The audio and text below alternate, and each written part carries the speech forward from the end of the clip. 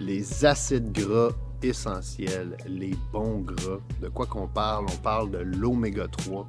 L'oméga 3, dans le fond, là, les deux côtés les plus communs que vous allez voir dans votre oméga 3, c'est ce qu'on appelle le EPA et le DHA.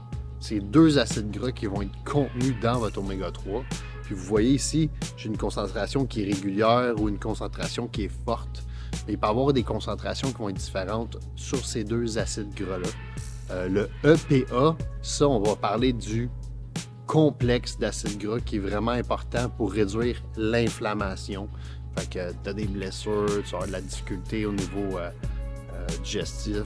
Tu veux vraiment être sharp au niveau de réduction de l'inflammation.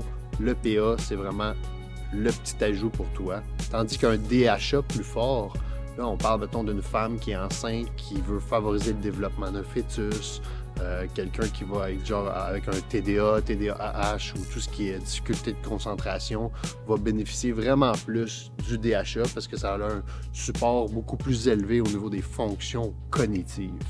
Et ça, ce serait pour l'oméga 3 standard tel qu'on la connaît.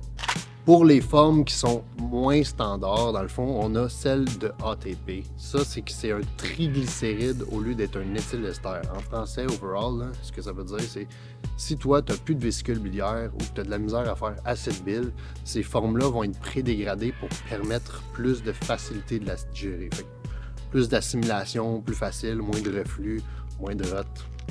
C'est vraiment plus facile sur la digestion. En résumé, inflammation, EPA. Pour les fonctions cognitives, DHA.